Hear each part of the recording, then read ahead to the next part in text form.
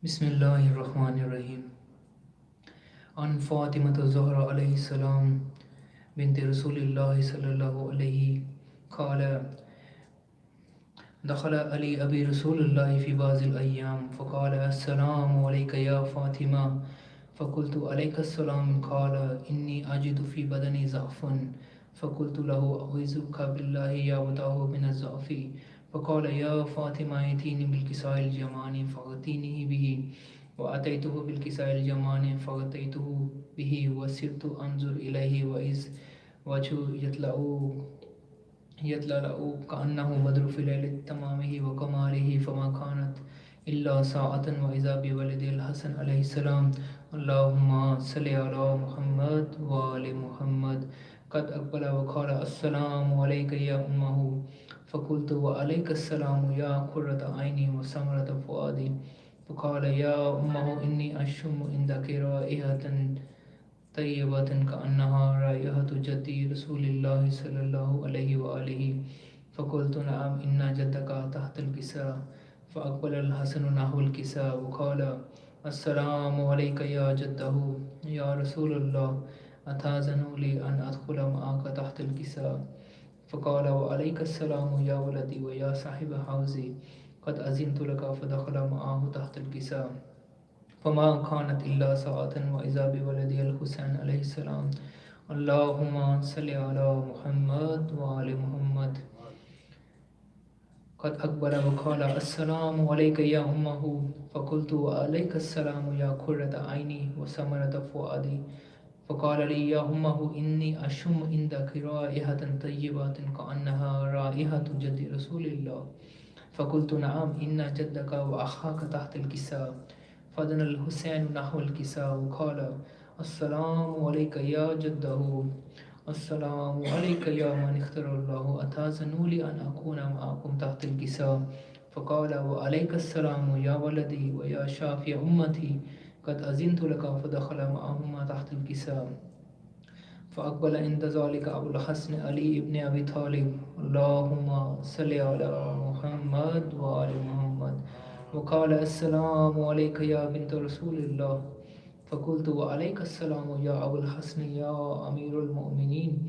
فقال يا فاطمة إني أشم عندك رائحة طيبة كأنها رائحة أخي وابن أم رسول الله. فقلت نعم ها هو مع ورديتك تحت الكساء. فأقبل علي نحو الكساء وقال السلام عليك يا رسول الله، أتأذن لي أن أكون معكم تحت الكساء؟ وقال وعليك السلام يا أخي ووسي وخليفتي وصاحب اللواء، قد أذنت لك. فدخل علي تحت الكساء. ثم أتيت نحو الكساء وقلت السلام عليك يا وداه يا رسول الله، أتأذن لي أن أكون معكم تحت الكساء؟ قال وعليك السلام يا بنتي ويا بسعتي، قد أذنت لك. فدخلت تحت الكساء. فلما اكتملنا جميعا تحت الكساء أخذ أبي رسول الله بدر في الكساء وأومى بيده اليمنى إلى السماء وقال اللهم إن هؤلاء أهل البيت وخاصتي وهامتي، لحمهم لحمي ودمهم دمي، يؤلمون ما يؤلمهم ويحزنون ما يحزنهم. أنا حرب لمن حربهم وسلم لمن سلمهم وعدو لمن آداهم ومحب لمن أحبهم. إنهم مني وأنا منهم، فاجعل صلواتك اللهم صل على محمد وآل محمد وبركاتك ورحمتك وغفرانك ورضوانك علي وعليهم، واذهب عنكم الرجس وطهرهم تطهيرا. اللهم صل على محمد وآل محمد. فقال الله عز وجل يا ملائكتي ويا سكان سماواتي، إني ما خلقت السماء مبنية ولا أرض مدحية ولا قمر منير ولا شمس مزيئة ولا فلك يدور ولا بحر يجري ولا فلك يسري إلا في محبات هؤلاء خمسة الذين هم تحت الكساء. فقال الأمين جبرائيل يا ربي ومن تحت الكساء؟ فقال عز وجل هم أهل بيت النبوة ومعدن الرسالة هم فاطمة وأبوها وبالوها وبنوها. اللهم صل على محمد وآل محمد. فقال جبرائيل يا ربي أتأذن لي أن أهبط إلى الأرض لأكون معهم سادسا؟ فقال الله نعم قد أذنت لك. فهبط الأمين جبرائيل وقال السلام عليك يا رسول الله. العلي الأعلى يقرأك السلام ويخصك بالتحيات والإكرام ويقول لك عزتي وجلالي إني ما خلقت السماء مبنية ولا أرض مدهية ولا قمر منير ولا شمس مسيئة ولا فلك يدور ولا بحر يجري ولا فلك يسري إلا لأجلكم ومحباتكم. وقد أذن لي أن أدخل معكم فهل تأذنوا لي يا رسول الله؟ فقال رسول الله عليك السلام يا أمين وحي الله. إنه نعم قد أذنت لك. فدخل جبرائيل معنا تحت الكساء وقال لي أبي إن الله قد أوحى إليكم يقول إنما يريد الله ليذهب عنكم الرجس أهل البيت ويطهركم تطهيرا. اللهم صل على محمد وآل محمد. فقال علي لأبي يا رسول الله أخبرني ما لجلوسنا هذا تحت الكساء من فضل عند الله. فقال النبي صلى الله عليه وآله والذي بعثني بالحق نبيا واصطفاني بالرسالة نجيا ما ذكر خبرنا هذا في محافل من محافل أهل الأرض وفيه جمع من شيعتنا ومحبينا إلا ونزلت عليهم الرحمة وحفت بهم الملائكة واستغفرت لهم إلى أن يتفرقوا. فقال علي عليه السلام اللهم صل على محمد وآل محمد. إذن والله فزنا وفاز شيعتنا ورب الكعبة. فقال أبي رسول الله صلى الله عليه وآله يا علي والذي بعثني بالحق نبيا واصطفاني بالرسالة نجيا ما ذكر خبرنا هذا في محافل من محافل أهل الأرض وفيه جمع من شيعتنا ومحبينا وفيه مهموم إلا وفرج الله همه ولا مهموم إلا وكشف الله غمه ولا طالب حاجتي إلا وقضى الله حاجته. فقال علي عليه السلام اللهم صل على محمد وآل محمد. إذن الله فزنا وسعيدنا وكذلك شيعتنا فازوا وسعيدوا في الدنيا والآخرة ورب الكعبة. اللهم صل على محمد وآل محمد وعجل فرجهم. بر محمد وآل محمد صلوات.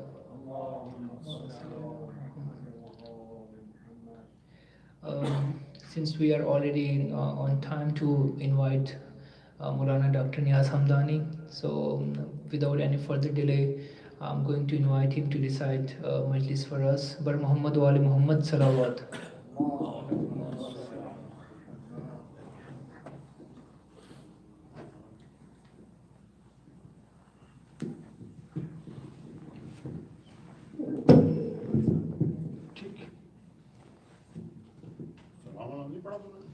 آٹھ سات ہو گئے آج لیٹ ہو گئے تھوڑا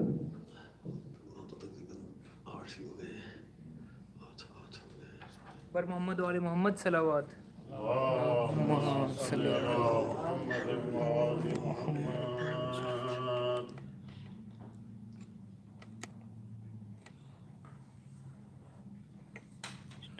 أعوذ بالله من الشيطان الرجيم.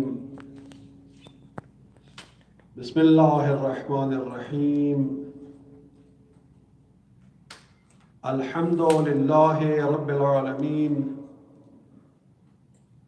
والصلاة والسلام على عبده ورسوله الكريم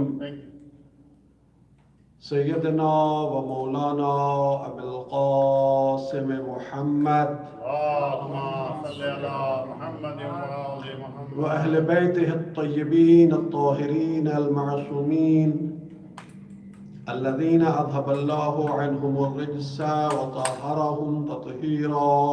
اللهم صل على محمد وآل محمد واللعنة الدائمة على أعدائهم أجمعين من يوم ظلمهم إلى قيام يوم الدين. السلام على الحسين وعلى علي بن الحسين وعلى أولاد الحسين وعلى أصحاب الحسين. أما بعد، فقد قال الله الحكيم في محكم كتابه الكريم: بسم الله الرحمن الرحيم. إن الله اشترى من المؤمنين أموالهم وأنفسهم بأن لهم الجنة. بر محمد وآل محمد صلوات. اللهم صل على محمد وآل محمد.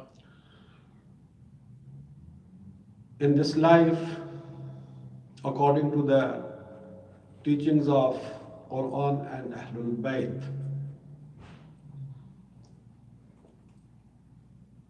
every one of us is passing through a process of give and take. At every moment, we are giving something and we are receiving something. This life is give and take, giving and receiving. Or we can say that this life is a trade, this life is a business. Everyone is doing a business. Every moment and in every action, we are busy doing this business. And in this business, our basic and primary capital is our life, our time. And the second capital is all our possessions, whatever we possess, whatever we have, in any shape it can be. Every moment which is passing, we are selling it. Every possession we are using or we are spending, we are selling it. But the important point is that we should know to whom we are selling our capital. The capital of life and the capital of possession. To whom we are selling? Who is the buyer? Every human being is seller. And there are two buyers. One buyer is Allah subhanahu wa ta'ala. And the other buyer is Shaitan. Those who are selling their life, their soul, their possession, their belongings to Allah subhanahu wa ta'ala. In other words, those who are doing their trade and business with Allah subhanahu wa ta'ala, they are gaining profit and interest. And those who are doing their trade and business with Shaitan, they are in loss. In verse number 111, Surah Tawbah, Allah subhanahu wa ta'ala has described the same fact in a beautiful and impressive way. إِنَّ اللَّهَ اشْتَرَى مِنَ الْمُؤْمِنِينَ أَمْوَالَهُمْ وَأَنفُسَهُمْ. Allah has bought from believers their possessions and their souls, their possessions and their lives. And in return, what Allah has given to them? بِأَنَّ لَهُمُ الْجَنَّةِ. And in return, for them is Jannah, for them is paradise. This is trade of believers and business of believers they are doing it with Allah subhanahu wa ta'ala. And they are having this profitable trade. And on the other hand, non-believers, those who do not believe in Allah subhanahu wa ta'ala, those who do not believe in the next life, or in other words, those who are not doing their trade with Allah, automatically they are doing their trade with shaitan. Because there is no third option. Either Allah is buyer of your capital or shaitan. No third option. So if somebody is not doing this trade with Allah subhanahu wa ta'ala, he is not selling his moments, he is not selling his time, he is not selling his life to Allah subhanahu wa ta'ala, he is not selling his possessions to Allah subhanahu wa ta'ala, then automatically he is selling all these things to shaitan. And those who are selling all these capitals to shaitan, they are in loss. In Surah Baqarah, Allah subhanahu wa ta'ala says about this group, فَمَا رَبِحَتْ تِجَارَتُهُمْ. Their trade did not give any benefit to them. If we look deeply into the Holy Quran, for our life, all terminologies are used, the terminologies which are used in business. Loss, tijarat, buying, selling. Surah Al-Asr, Bismillah ar-Rahman ar-Rahim, Inna al-insana lafi khusr. Man is in loss. What is khusr? It is a term which is used in trade and business. So Allah subhanahu wa ta'ala here in Surah Al-Asr again telling us about two categories of the people. Mainly and generally because people are following path of shaitan, so they are in loss. وَالْعَصْرِ إِنَّ الْإِنسَانَ لَفِي خُسْرٍ. And those who are saved from this loss, they are إِلَّا الَّذِينَ آمَنُوا وَعَمِلُوا الصَّالِحَاتِ وَتَوَاصَّوْا بِالْحَقِّ وَتَوَاصَّوْا بِالصَّبْرِ.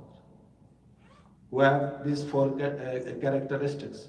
They believe, they act according to their belief, or in other words, they believe in the right, they act on the right path, وَتَوَاصَّوْا بِالْحَقِّ, and they motivate others to follow the right path, وَتَوَاصَّوْا بِالصَّبْرِ, and they motivate others or motivate each other for patience. Because standing firm on the right path is very difficult and it needs and requires a very high quality of patience. So following haq, following the right path requires a good quality of patience. So these are four characteristics of those who are doing their trade with Allah subhanahu wa ta'ala.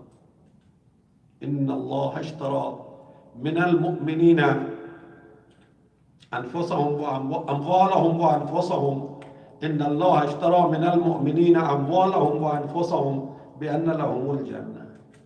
Now, let's think about ourselves, our time, our life, our possession, how we are spending them.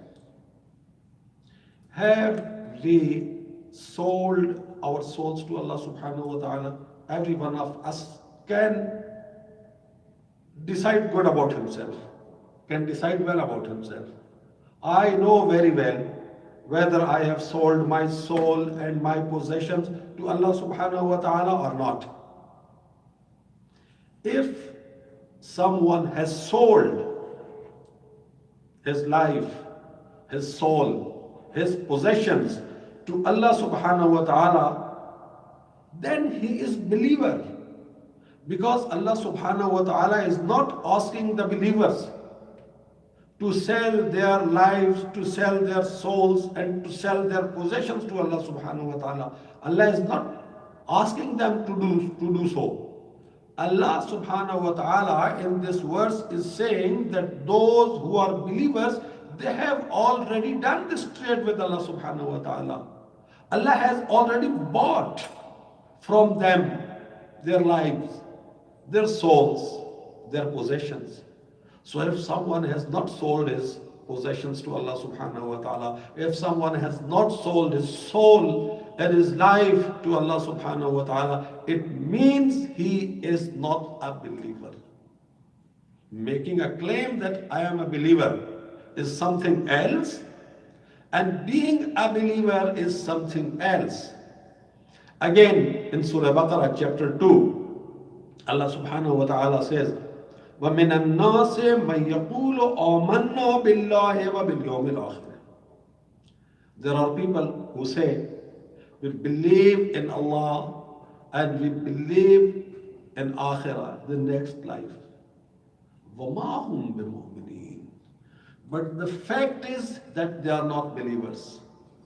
They say, we believe in Allah. They say, we believe in after here. They claim. But Allah is saying, وَمَا هُمْ بِمُؤْمِنِينَ. But they are not believers. It means their claim to be a believer is a false claim. So what is the sign by means of which we can verify whether our claim is a true claim or our claim is also a false claim? Allah subhanahu wa ta'ala has given the standard. Inna Allah ashtara min al-mu'minin. Allah has bought.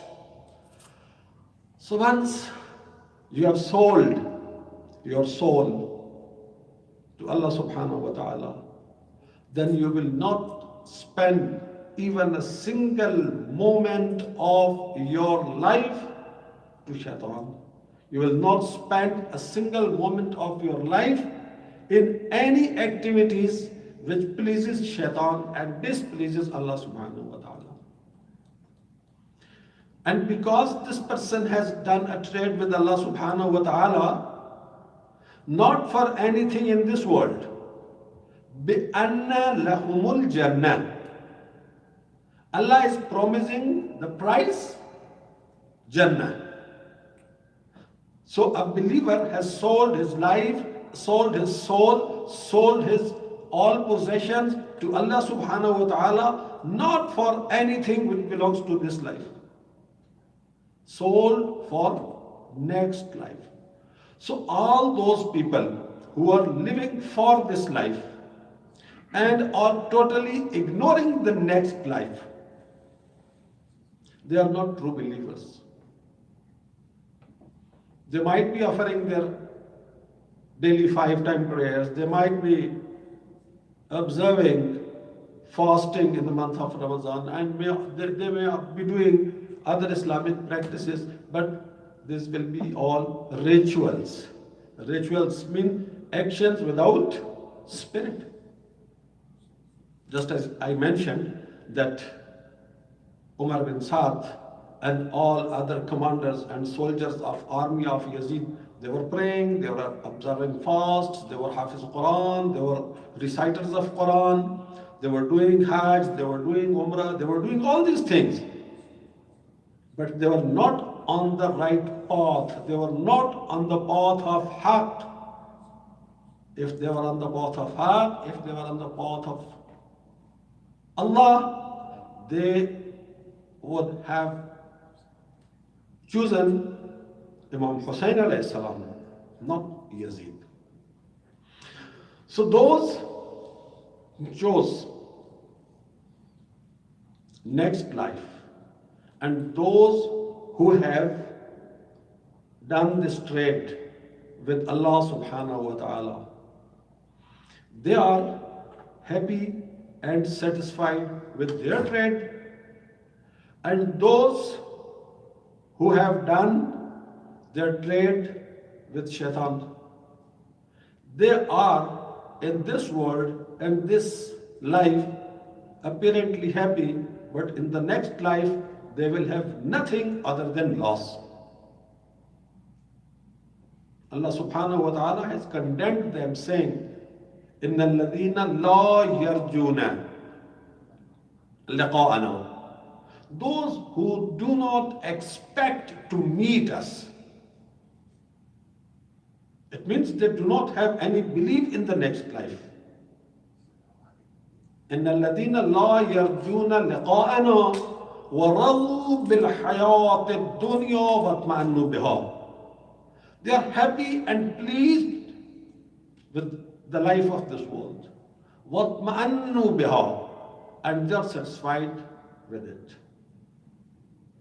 This is the characteristics of those who have done their trade and business with shaitan. And those who have done their business with Allah subhanahu wa ta'ala, those who have done their trade with Allah subhanahu wa ta'ala, and Allah has promised them Jannah. About them, Allah subhanahu wa ta'ala says that at the time of their death, it will be a situation that angels will be saying on behalf of Allah subhanahu wa ta'ala. Rather, Allah ta'ala himself will be saying, Ya ayyatuha nafsul mutma'inna, irji'i ila rabbike. Oh, satisfied soul, return to your Lord. Radiyatan, you are pleased and happy with him. Mardiyatan, and he is happy and pleased with you. So there are two kinds of trades, two kinds of traders, two kinds of sellers, and two kinds of buyers. We have to learn in this majalis of Muharram how we have to trade, how we have to manage our trade. You know, people are doing MBA and some other higher degrees about management of business, master in business management and business administration and all these issues. But what about this business? Have we ever thought that in our life, since morning when we get up early in every day, we start doing our business? With whom are we doing our business? With whom we are connected in our real business? So, claiming to be Mu'min, claiming to be believer is very easy. But whether we are a believer or not, the sign Allah subhanahu wa ta'ala has mentioned, Inna Allah ashtara min al-mu'minin. Allah has bought. So if we have sold to Allah, then we are Mu'min, then we are believer.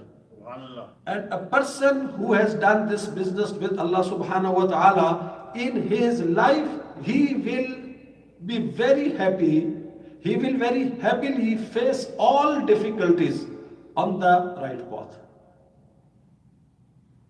He will not have any anxiety. He will not have any trouble. He will not have any kind of remorse. Why I am doing this? I am following this path, and this great trouble has occurred to me. No, he will always be satisfied because he knows that he is doing this trade with Allah subhanahu wa ta'ala, and Allah subhanahu wa ta'ala has promised Jannah for it.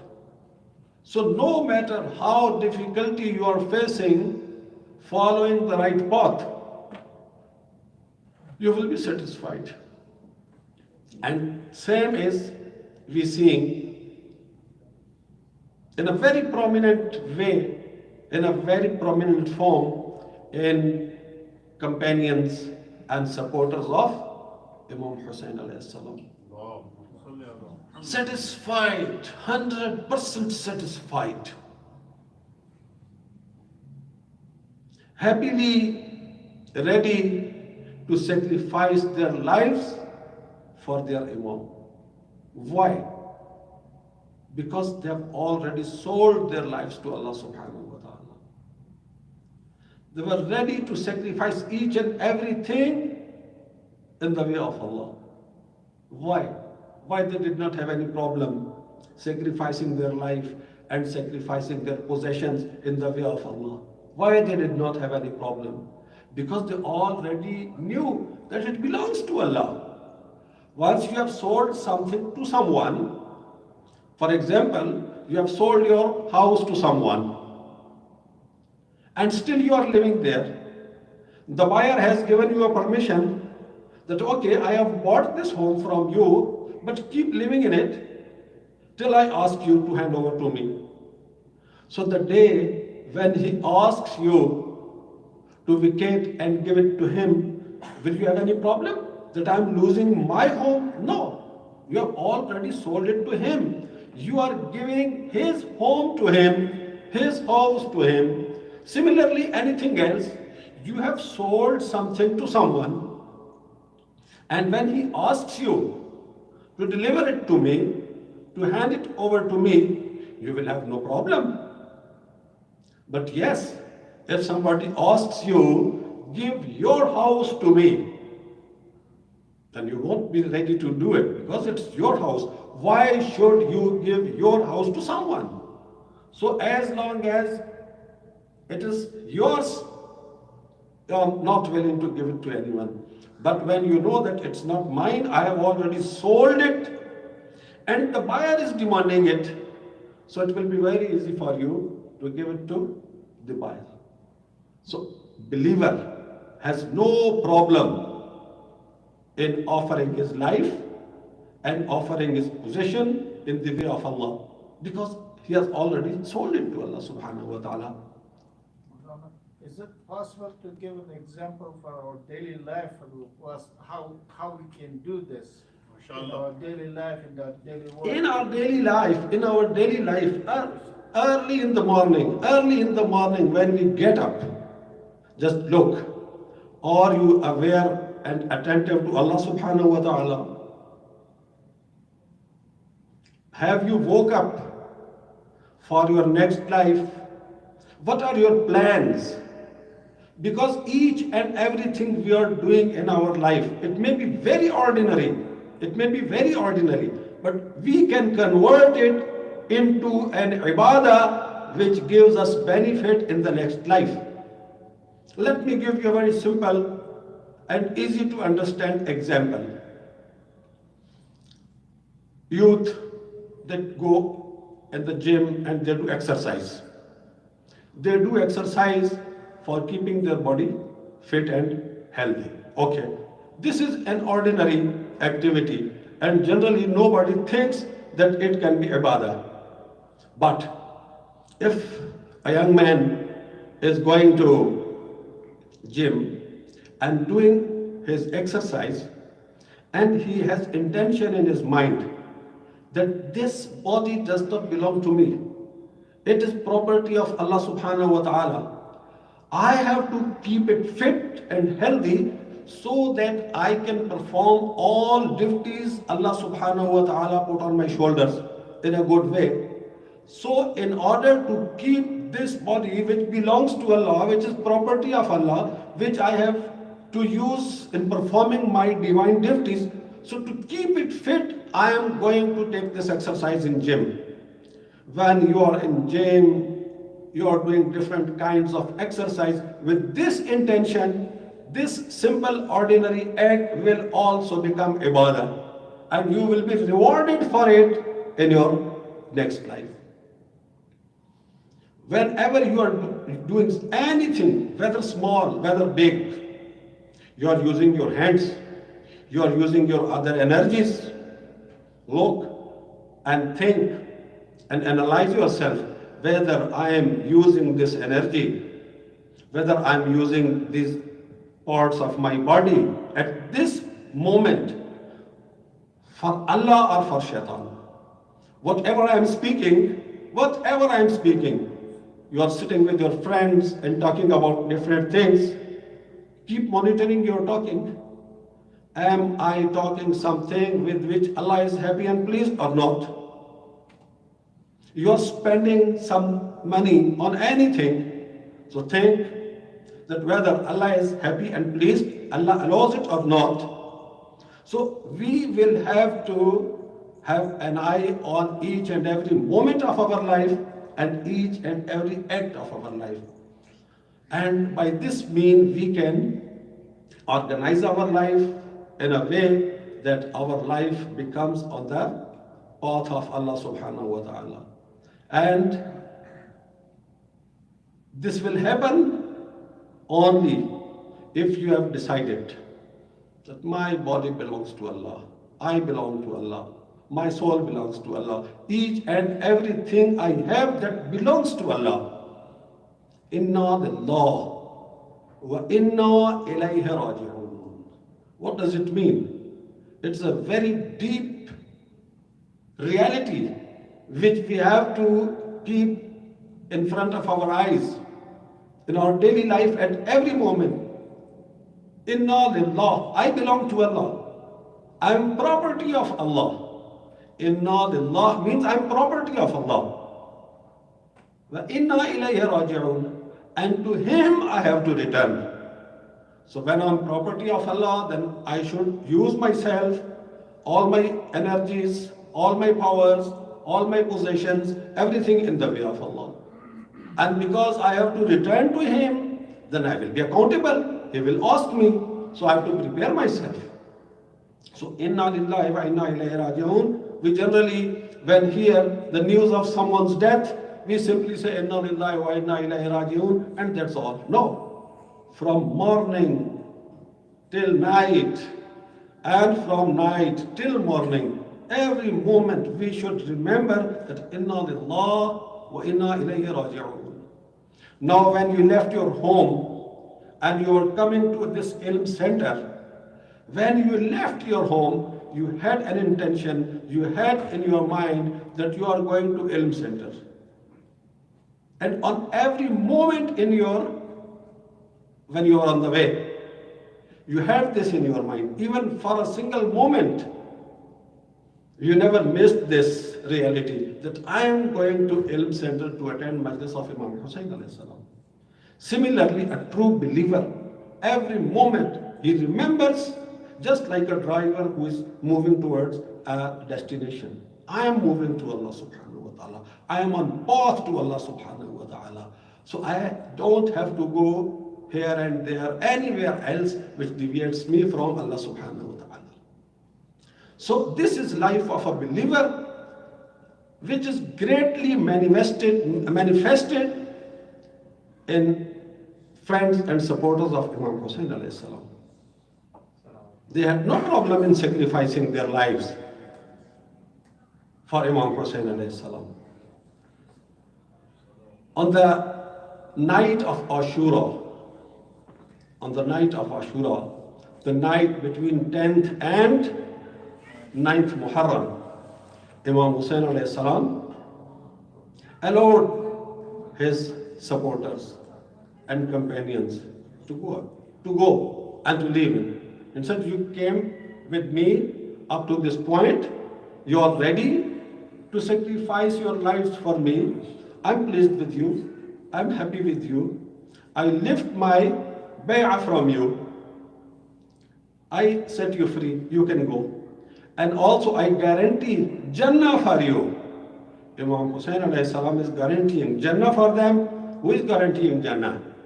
Who is owner of the paradise? Al-Hasan wal-Hussain Sayyida Shababi Adil Jannah. He is guaranteeing paradise for them. He is giving their life back to them and asking them that you are free, you can go. But no one is ready to go. No one is ready to go. Everybody wants to sacrifice his life for Imam Hussain alayhi salam. And when nobody was ready, then Imam Hussain alayhi salam told every one of them about how his shahada will take place. Imam Hussain alayhi salam was telling them about their shahada. And when Imam Hussain alayhi salam told them, and he was telling them, behind these elders who were sitting there was a brave man of 13 years. Generally, in the age of 13 years, they are boys. But Qasim ibn al-Hasan, I will not say that he was a 13-year-old boy. I will say that he was a 13-year brave man. He asked his uncle Imam Hussein alayhi salam, Ya Amma, wa ana fi man yuqtal. Oh my uncle, am I also one of those who will be killed in the way of Allah tomorrow? And Imam Hussein alayhi salam, before answering his question, asked him a question. كَيْفَ الْمَوْتُ عِنْدَكَ? How do you feel about dying in the path of Allah? Because he has already sold everything, his life, his soul, he has everything to Allah subhanahu wa ta'ala, what is his answer? أَحْلَى مِنَ الْعَسَلِ. Dying on the way of Allah is for me sweeter than honey. Then Imam Hussein alayhi salam said, yes, my dear son, you are also among those who will be killed in the way of Allah tomorrow. بَعْدَ أَن تَبْلُوَ بِبَلَاعٍ عَظِيمٍ. But before being killed, you will have to pass through a big pain, through a great pain. What was that pain? Nobody understood at that time. Nobody knew at that time that what was the pain which was specific to Qasim alayhi salam. Next day it became apparent. Next day it became open to everyone. What was that pain? When all of companions of Imam Hussein alayhi salam gave their life in the way of Allah subhanahu wa ta'ala, and members of his family, members of Ahlul Bayt started sacrificing their lives, then Qasim ibn al-Hasan, this brave man of 13 years, he came to his uncle Imam Hussein alayhi salam and asked for permission and said, oh my uncle, oh my dear uncle, now allow me to sacrifice my life for you. Imam Hussein alayhi salam refused. Imam Hussein alayhi salam did not allow him. Imam Hussein alayhi salam did not permit him. He was requesting Imam Hussein alayhi salam. He was begging for permission. He was kissing his feet. He was kissing his hands and requesting for permission. Finally, Imam Hussein alayhi salam gave him the permission and then said to him, once go in the tents and say a final salam to your mother, say a final salam to your aunties, and then come back and go to battlefield. Qasim, when he came out of the tents and went to battlefield, he was not wearing any armor. He was wearing an ordinary shirt. He was not wearing any helmet. He had an ordinary turban. He had no gloves, the gloves which warriors used to protect themselves, because all these devices and all these instruments, they were made for elderly people. No armor, nothing like this was made ever for a boy of 13 years. So Qasim ibn al-Hasan was wearing an ordinary dress, no protection from swords, no protection from arrows, no protection for any other injuries. He came out from the tents and moved towards the enemy. A soldier of enemy says that we saw a young boy coming out of tents and his face was shining. He was so lovely that his face was shining like moon. His face was shining like moon. Now we can understand that the one who looked to enemy so lovely that enemy is saying he is like a moon, his face is like a moon, how lovely he would be to his mother, how lovely he would be to his uncle, how lovely he would be to his aunts. He came and his fight was the shortest fight because he had no protection. Every arrow that hit him was a lethal. Every sword which hit him was a lethal. Finally, a soldier of enemy, he hit him on his head with a sword, and Qasim fell down from the horse and he says, oh my dear uncle, help me. Ya Ammah adrikni, oh my dear uncle, help me. Imam Hussain alayhi salam reaches Qasim ibn al-Hasan. Qasim ibn al-Hasan is covered with wounds. All parts of his body were full of wounds, and his wounds were bleeding, and he was rubbing his heels on the ground because of severe pain. Imam Hussain alayhi salam put his hand on his lap. Imam Hussain alayhi salam was cleaning his wounds. He was cleaning his blood from his wounds, and Imam Hussain alayhi salam was saying that, oh my dear nephew, how difficult it is for your uncle that you call him for help. He has come, but he cannot help you. Finally, in the lap of his uncle, soul of Qasim left his body, and Imam Hussain alayhi salam took his soul and brought it and laid it with the body of Ali Akbar alayhi salatu wasalam. Ala la'natullahi ala al-qawm al-zalimin, wa saya'lamu allazina zalamu ayya munqalabin yanqalibun.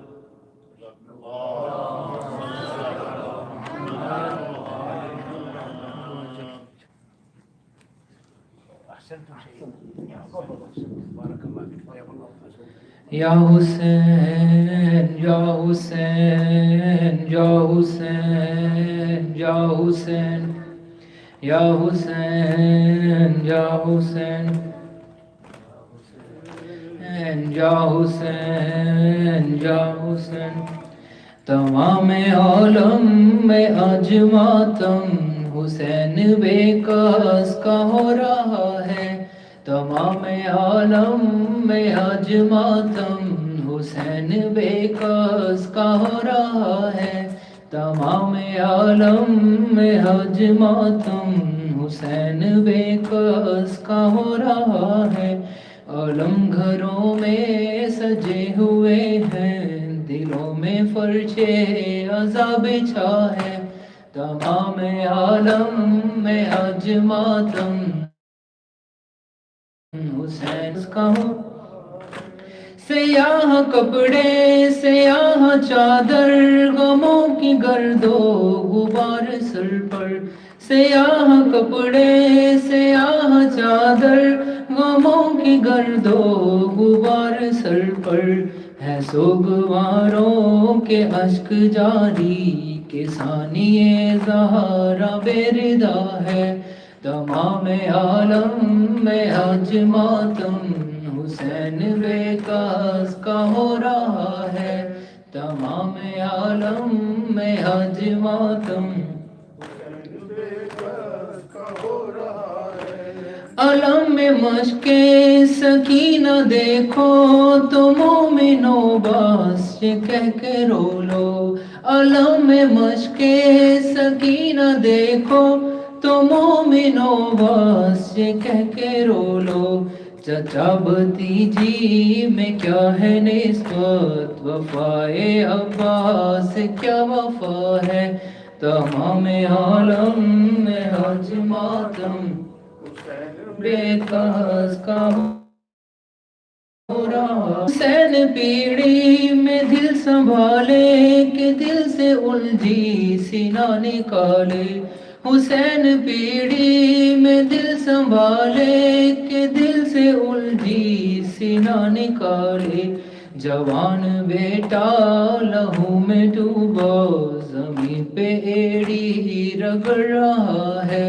تمام عالم میں آج ماتم حسین بے کس کا ہو رہا ہے. تمام عالم میں آج ماتم ہو رہا ہے. نمار برچی دل نبی پر ابھی ہوئے ہیں جوان اکبر. نمار برچی دل نبی پر ابھی ہوئے ہیں جوان اکبر. یہ قتل جس کو تو کر رہا ہے یہی تو ہم شکل مصطفیٰ ہے. تمام عالم میں آج ماتم حسین بے کس کا ہو رہا ہے. بر محمد اور محمد صلوات. اللہم صلی علی محمد